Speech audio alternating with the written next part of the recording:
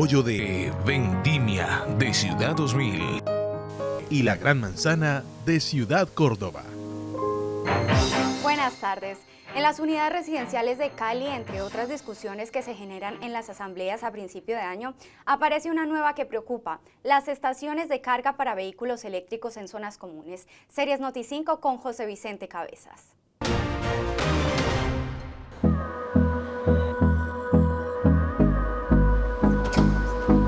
El crecimiento de los vehículos eléctricos en Cali dejó al descubierto un vacío legal que enfrenta a propietarios y administradores de edificios. El origen, la falta de claridad en las condiciones para la instalación de puntos de carga en unidades de vivienda bajo propiedad horizontal. Cientos de usuarios ya cuentan con automóviles de última tecnología, pero no tienen un lugar seguro y autorizado para conectarlos. El problema surge por la tensión entre la normativa que impulsa la movilidad eléctrica y las reglas de copropiedad, que exigen mayorías calificadas de hasta el 70% para intervenir zonas comunes, un requisito difícil de alcanzar. O sea, la misma propiedad horizontal puede, desde el Consejo de Administración, como delegados de la Asamblea, pueden ir presentando esquemas de proyectos que permitan facilitar la instalación de estas cargas eléctricas. A esta situación se suma que muchos edificios, especialmente los construidos hace más de 2 décadas, no están preparados para soportar la demanda energética de estos equipos. Sus redes eléctricas operan al límite y la adecuación implica inversiones elevadas, como la repotenciación de transformadores o ampliaciones de carga, costos que generan resistencia entre residentes y administradores. Hacemos todo el acompañamiento, les presentamos el proyecto a las diferentes asambleas, les contamos cómo podemos sopesar pues el tema de la energía para que no sea una carga para ellos. Eso normalmente pasa más que todo en las unidades con más de 30 años. Que quede muy claro quién correrá con los costos, que se tratará de un cargador que tendrá su contador independiente, o también existe una posibilidad, y es que se instalen unos cargadores en unas zonas comunes para que todos los propietarios tengan acceso a los mismos. Ahí ya habría que aclarar cómo se va a pagar la energía. La falta de lineamientos claros también ha generado riesgos. Organismos de socorro advierten sobre conexiones informales o no certificadas que podrían derivar en sobrecargas o incendios, especialmente por el manejo de baterías de litio, cuyo control resulta más complejo en caso de emergencia. Que estos vehículos no deben ir conectados a la red eléctrica normal que tenemos en casa, al enchufe de casa, sino que se deben hacer unas conexiones independientes, con un circuito eléctrico independiente, y que esto lo debe de hacer un técnico. Tiene unos estándares para que coloquemos incluso sistemas que permitan que si hay algo aísle de energía el sitio. Aunque existen soluciones como sistemas de gestión inteligente de energía que optimizan el consumo sin necesidad de grandes obras, su implementación aún es limitada. Hay algo que se llama gestión dinámica de carga, que es un sistema inteligente en el cual se coloca unos equipos con comunicaciones, cargadores inteligentes, y entonces cada usuario puede colocar el cargador en la tarde, que ese sistema carga todos los vehículos en la noche. Expertos plantean la necesidad de incentivos y mecanismos de financiación que permitan modernizar la infraestructura eléctrica en conjuntos residenciales. Como no fue iniciado desde un punto que se estructuró la edificación, hay que comenzar a examinar en qué área se puede establecer ese punto de carga, dónde lo podemos colocar. ¿Eso a qué lleva? A que hay que hacer infraestructura, obra civil. Mientras tanto, quienes no logran instalar cargadores en sus hogares deben recurrir a estaciones públicas, lo que incrementa costos y tiempos de carga. No tenía adecuación y no la he hecho todavía, simplemente con el cable que trae el carro lo conecto y ya. La verdad vengo a probar por primera vez cómo es con el tema de electrolineras. En resumen, el auge de la movilidad eléctrica aumenta, pero el reto seguirá siendo la adaptación de las ciudades. Este es un informe de José Vicente Cabezas para Noti5, el noticiero de más trayectoria del país. Vuelve y se piden refuerzos en seguridad luego del atentado terrorista de este viernes en la 3ª Brigada del Ejército en Cali. Según información de inteligencia, el hombre que desciende de esta buseta escolar detonada entre el cantón militar y el hospital psiquiátrico seguía órdenes de alias Iván Mordisco. Se pudo establecer que el vehículo tiene placas de Puerto Tejada. En este momento se está investigando pues cómo llegó hasta acá, hasta Cali. y lo habían adaptado con unas rampas para poder subir los cilindros. Eran 5 cilindros, como ustedes saben, 1 que explotó, 4 que cayeron a la brigada. El alcalde Eder rechazó la 8ª acción terrorista en Cali durante los últimos 2 años y subrayó que los responsables operan desde zonas rurales en sur del Valle y norte del Cauca. Propuse un Consejo de Seguridad mañana en Cali con presencia del señor presidente y del ministro de Defensa y que podamos trabajar de manera constructiva para encontrar una solución definitiva a esta situación. Pero los caleños no aceptamos más que nuestra ciudad se haya convertido en un laboratorio para el renacer del terrorismo en Colombia. Un plan candado fue activado con patrullajes conjuntos de policía, ejército y fuerza aérea para reforzar la seguridad en todas las estaciones y unidades castrenses de la ciudad. Que llevamos 4 acciones que han sido detectadas aquí en el municipio y en lo que tiene que ver con Cali. Las autoridades regionales y la fuerza pública anunciaron que fortalecerán sus capacidades operativas mediante la adquisición de nuevos equipos tecnológicos y tácticos. Mañana se le dará apertura a una de las vías más importantes que conectará a los conductores que se movilizan entre Cali y Jamundí. Se trata de la avenida Bicentenario. Buenas noticias para los habitantes del sur de Cali. Se dio a conocer que el próximo 26 de abril, domingo, se dará apertura a la avenida Bicentenario, una vía alterna para los conductores que se trasladan de Cali hacia Jamundí. Esta obra ha sido construida con los más altos estándares de calidad. Estará pronto al servicio de los usuarios del corredor vial, mejorando la movilidad y el desarrollo de toda la región. La nueva malla vial comprende desde la carrera 109 en el sector de Bochalema en Cali hasta la glorieta de Bonanza al sur de Jamundí y cuenta con 3 puentes funcionales para mejorar la conectividad entre los municipios aledaños. Reducirá la descongestión vehicular en los accesos del sur de Cali. Contribuirá a la seguridad vial de los usuarios del corredor y disminuirá los tiempos de movilidad, traduciéndose en competitividad y reducción de los costos de operación vehicular. Son un total de 15.7 kilómetros de una nueva calzada sencilla que disminuirá aproximadamente 1 hora en los desplazamientos de los conductores.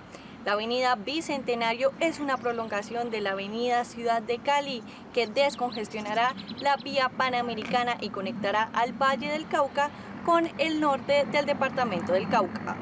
El accidente en el que murió un patinador de la Liga del Valle en el escenario Luzmeri Tristán dejó, además de la tristeza por la pérdida de un campeón, muchas preguntas sobre la seguridad en sitios de entrenamiento como este. Con un recorrido simbólico por la pista en la que Juan David día tras día entrenaba con disciplina y pasión para alcanzar sus sueños y metas deportivas, familiares, amigos y compañeros le rindieron un sentido homenaje.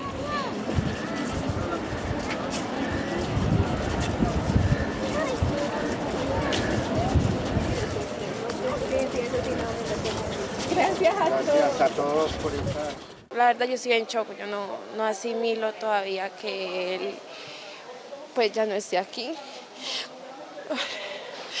Nosotros pues éramos un grupo desde muy chiquitos, mi primera selección, él estuvo conmigo en Selección Cali, luego Selección Valle, hemos compartido muchos momentos juntos y la verdad no esperaba que fuera así. El patinador, integrante del Club Relámpago en la categoría mayores, será recordado por su dedicación y trayectoria, que incluye la medalla de oro obtenida en los Juegos Departamentales de 2022. Juan David es el que pone el ejemplo en el colegio y eso era lo que me alegraba a mí, me llenaba de orgullo cuando lo escuchaba. Eso, las palabras que decían de él. Gracias, Señor, por darnos un poquito más de fuerza, porque viene lo duro. Yo le hablaba del patinaje, era lo que más le gustaba, era correr las pistas, que ojalá él pudiera ir. Llegar a una parte bastante amplia, grande. Él soñaba con ser el mejor patinista del mundo. Durante el homenaje, los asistentes elevaron oraciones y expresaron su tristeza por la prematura partida del joven, al tiempo que hicieron un llamado a las autoridades para que se tomen medidas que eviten hechos similares en escenarios deportivos.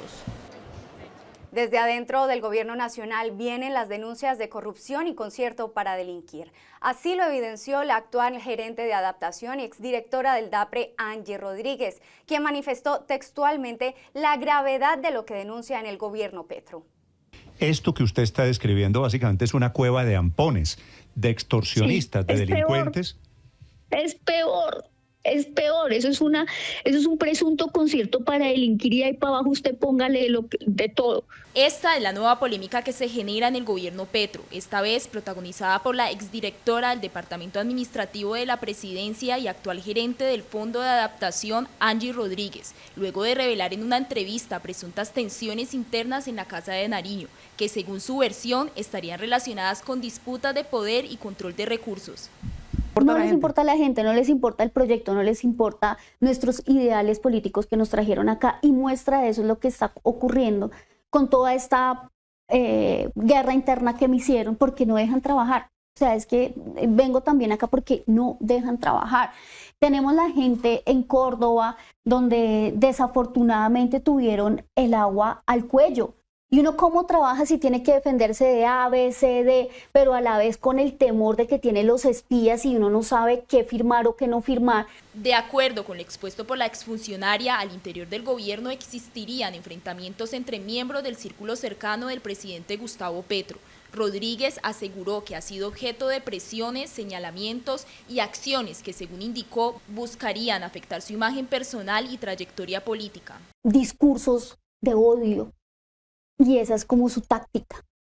Su táctica es llenemos de odio, de mentiras, de calumnias para exterminar a otra persona, en este caso para exterminarme a mí. Yo creo que el exterminio también es como lo estaban intentando conmigo y era aniquilarme de todas las maneras, con mi honra, con mi buen nombre, con mi trabajo. En sus declaraciones también mencionó a Juliana Guerrero como una de las figuras con influencia en decisiones internas, señalando presuntos intereses en el manejo de entidades y cargos. Asimismo, afirmó haber advertido previamente sobre cuestionamientos relacionados con la validez de títulos académicos de esta funcionaria. Me encuentro con cosas como nombramientos que para mí no debían ser, porque uno acá en Colombia se esfuerza por salir adelante, no es fácil. Y cuando yo decía, pero ¿por qué van a poner a esta muchacha en ese cargo? Cuando ella no cumple los requisitos y luego, por obra y gracia del Espíritu Santo, ella en menos de 15 días ya era profesional. Yo dije, eso no es un buen mensaje para los jóvenes, eso no es un buen mensaje para el país, no todo vale. Y yo pues me opongo, digamos, como de una manera genuina, yo no, pero es que ella no cumple porque esos títulos son falsos. Las afirmaciones provocaron reacciones inmediatas en distintos sectores políticos que califican el caso como una crisis institucional y piden esclarecer estas denuncias. Los 4 jóvenes que habían sido reclutados de manera forzosa en Villa Paz, corregimiento de Jamundí, fueron hallados sin vida y sepultados en medio del rechazo de la comunidad.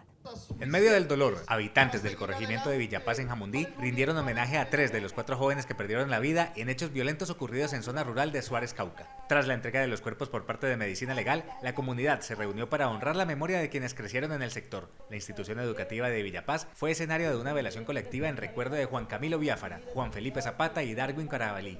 Extendemos nuestras condolencias y nuestro apoyo y solidaridad a todas las familias del corregimiento de Villa Paz, a la comunidad educativa y a la comunidad en general por esta gran pérdida. La 4ª víctima, Stevens Noguera, será despedido en el Cauca, de acuerdo con la decisión de sus familiares. Durante la jornada, familiares y vecinos expresaron su rechazo a la violencia en la región y pidieron mayores garantías de seguridad para los jóvenes, en medio de la presencia de grupos armados ilegales en el sur del valle y norte del Cauca. Con flores y mensajes de paz, la comunidad convirtió el homenaje en un llamado a proteger la vida.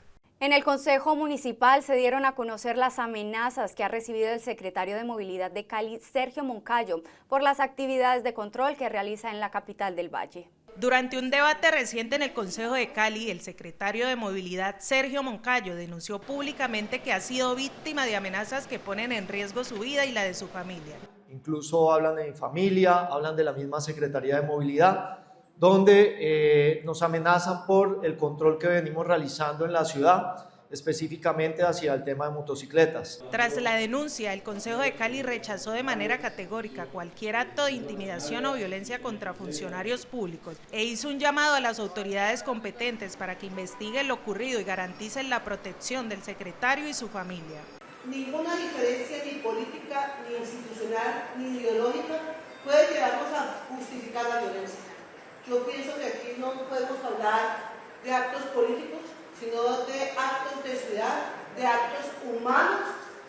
Nosotros no podemos seguir permitiendo que lo malo se vuelva bueno y seguir dejando que la violencia sea el paisaje de nuestra ciudad. Por ahora, las autoridades no han entregado detalles sobre el origen de las amenazas ni sobre posibles responsables, mientras avanzan las investigaciones correspondientes. Las cámaras corporales que portan los agentes de tránsito en los diferentes operativos de la ciudad contribuyen a la judicialización de infractores y personas que agredan a los servidores públicos en el ejercicio de sus funciones.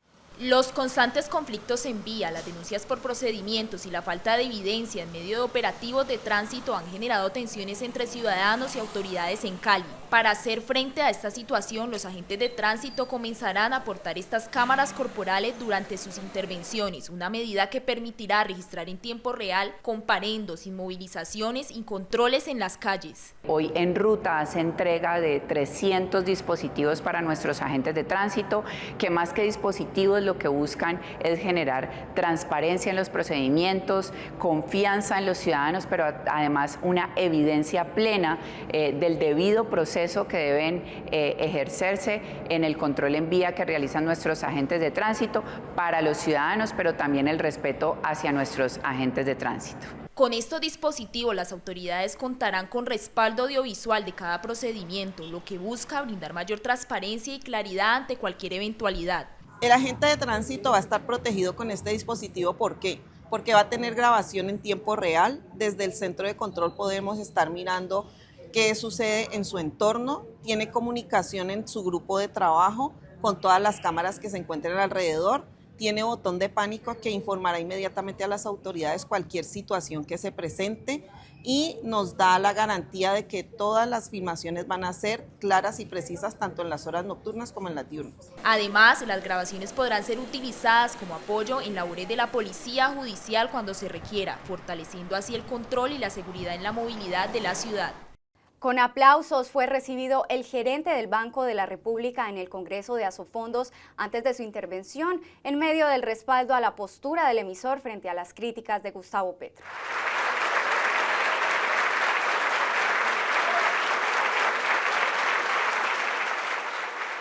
Se mantiene la tensión entre la autonomía del Banco de la República y las posturas del Gobierno Nacional frente a la política económica, en medio del debate por el control de la inflación en Colombia. Desde el emisor se advierte que cuestionar o intervenir sus decisiones podría generar riesgos para la estabilidad económica y afectar el poder adquisitivo de los ciudadanos. Yo no sé si son países diferentes en que vivimos y cómo es posible sacar pecho por una cosa y después decir que sin embargo el país está en la peor situación posible porque la gente está muriéndose de hambre debido a la política del Banco de la República. La entidad sostiene que la política monetaria debe mantenerse independiente, dado que su principal objetivo es controlar la inflación y preservar la confianza de los mercados, evitando impactos negativos en la inversión y el crecimiento. El Banco de la República le dio al gobierno lo que correspondía de unas utilidades que increíblemente fueron mayores que la de cualquier otra empresa pública del gobierno.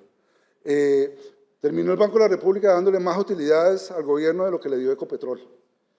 Y eso es una paradoja en un país donde el gobierno se la pasa diciendo que tenemos que volver a una economía productiva y no una economía especulativa.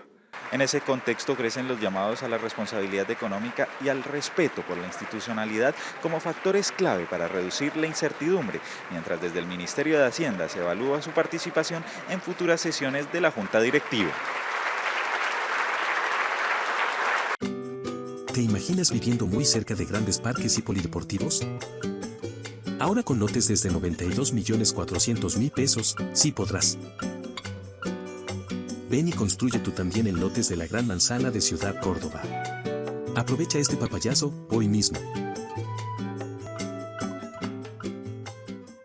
Se conoce conoció el decreto mediante el cual el gobierno nacional exige el traslado de 25 billones de pesos desde fondos privados hacia Colpensiones. Un nuevo sacudón al sistema pensional genera alerta en el país tras la orden del gobierno de trasladar 25 billones de pesos desde los fondos privados hacia Colpensiones, una decisión que prende el debate sobre el futuro del ahorro de millones de colombianos. Es un decreto que ha sido criticado por su falta de claridad legal por la Contraloría y por el Banco de la República. Entonces, este es un tema que yo creo que es muy importante que los colombianos tengamos en el radar en el cortísimo plazo. Son muchísimos recursos, estos son recursos que perfectamente pueden compararse a los de una reforma tributaria. El decreto establece que las administradoras de fondos de pensiones deberán girar el 50% de los recursos en un plazo máximo de 20 días y el restante en 10 días adicionales, lo que ha sido señalado por analistas como una disposición de alto impacto por su rapidez y magnitud. No habría bases jurídicas para solicitar ni los recursos de las personas que no se han pensionado, que corresponden más o menos a 20 billones de pesos, ni los recursos de las personas que ya se pensionaron. Porque para nosotros la reglamentación y la ley son claras de que esos recursos son para ahorrarse. Expertos advierten que este movimiento podría generar presiones en el mercado financiero, ya que parte de estos recursos está invertida en deuda pública y otros activos que tendrían que ser liquidados. La ilegalidad del decreto es el impacto que pueda tener pues una presión de corto plazo en el mercado. Y vuelvo y digo, me sorprende una medida de estas sin haber hecho el análisis técnico adecuado antes para responder precisamente esa pregunta. Oiga, ¿cuál es el efecto que esto podría tener en el mercado y en consecuencia en los afiliados que están en el régimen privado? La reglamentación se da en medio de la incertidumbre por la reforma pensional, que enfrenta revisiones tras decisiones de la Corte Constitucional y aplicaría a más de 119.000 personas que se acogieron a la ventana de traslado contemplada en esa iniciativa. El registrador nacional dio a conocer el cronograma y las medidas adoptadas para garantizar la transparencia en las elecciones presidenciales del 31 de mayo. Hemos hecho todo lo que humanamente posible podemos hacer para darle fiabilidad, garantías e integridad a todos los actores electorales y en general a toda la ciudadanía colombiana para estas elecciones del 31 de mayo. A pocos días de las elecciones presidenciales, la Registraduría Nacional puso en marcha la revisión del software electoral con la apertura del código fuente para auditoría de partidos políticos, organismos de control y expertos técnicos. La exposición del código fuente va a pasar de 3 días a 2 semanas. Serán 2 semanas el tiempo en que se llevará a cabo el proceso de exposición y disposición del código fuente para que los auditores de los partidos tengan el plazo suficiente para verificar la fiabilidad de cada uno de estos software. El proceso incluirá simulacros de preconteo, escrutinios y digitalización del formulario E14, así como pruebas de carga y estrés para evaluar la capacidad de los sistemas que operarán durante la jornada. Las pruebas de carga y estrés llevan al límite toda la capacidad de los software y nos garantizan que esos software son lo suficientemente robustos para enfrentar las exigencias del día electoral. Esas pruebas de carga de estrés, también en presencia de todos los actores, se harán con cada uno de ellos.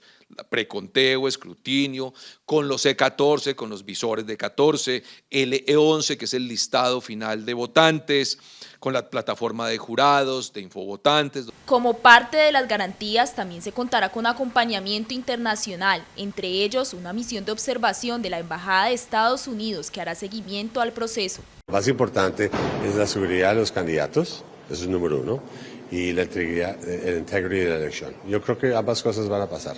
Vamos a ir al final de mayo a observar las elecciones en la primera vuelta, a ver cómo sale, pero yo creo que es importante que el futuro de Colombia y el futuro de los Estados Unidos esté bien aliados como siempre hemos sido. Previo a las votaciones se realizará el congelamiento del código fuente, una medida que impide modificaciones a los programas utilizados con el objetivo de asegurar la estabilidad y confiabilidad de la transmisión de los resultados. Aunque se anunció la exoneración del impuesto predial para viviendas afectadas por el atentado en la base aérea de Cali, varios propietarios aseguran que el beneficio aún no se refleja y piden ser incluidos. A pocos días de vencerse el descuento del 15% en el impuesto predial, más de 30 familias del barrio Villa Colombia en la Comuna 8 de Cali aseguran que no han recibido la exoneración prometida tras el atentado registrado meses atrás en la base aérea. Cuando una vez se haya hecho ese censo, que ya unos predios sí fueron censados y otros no, esa es la situación, entonces pasaban ese listado para el Departamento Administrativo de Hacienda y en consecuencia estos predios fueron exonerados del impuesto predial temporal 2026 y van a ser también en el próximo 2027 también exonerados. Los residentes afirman que, pese a los compromisos anunciados por la alcaldía, la condonación temporal no se refleja en sus facturas. Señalan además que algunos afectados no fueron incluidos en el censo oficial, lo que habría dejado por fuera a varios hogares. Somos un perímetro de alrededor de unas 6 cuadras a la redonda, donde no todos fuimos exonerados. Y según la resolución, el acuerdo dice muy clarito que a todos los víctimas ya después de 100.000 pesos van a ser exonerados temporalmente para el 2026 y 2027 del impuesto predial. Victimizamos al víctima porque ni nos dan el descuento total porque no estamos censados dentro de ese acuerdo, ni podemos pagar el descuento del 15% porque no nos han dado respuesta. Respondieron al correo que las pruebas que yo envié no eran suficientes. Yo le envié, tengo un certificado de víctimas, le envié fotos de mi casa que está bastante afectada, le envié videos y también le envié la factura que hice a colocar las ventanas que quebraron los brillos. Y me respondieron que eso no era suficiente para exonerarme del predial. La comunidad indica que se ha elevado solicitudes ante distintas entidades sin obtener respuesta oportuna, en medio de la preocupación por los plazos de pago y los beneficios que podrían perder. Así llegamos al final en Noti5. Los esperamos el próximo lunes a las 8 de la noche. No olviden suscribirse a nuestro canal de YouTube y visitar nuestra página web noti5.tv, porque recuerde, estar bien informado le permite tomar buenas decisiones. Feliz fin de semana. Con el apoyo de Vendimia de Ciudad 2000 y La Gran Manzana de Ciudad Córdoba.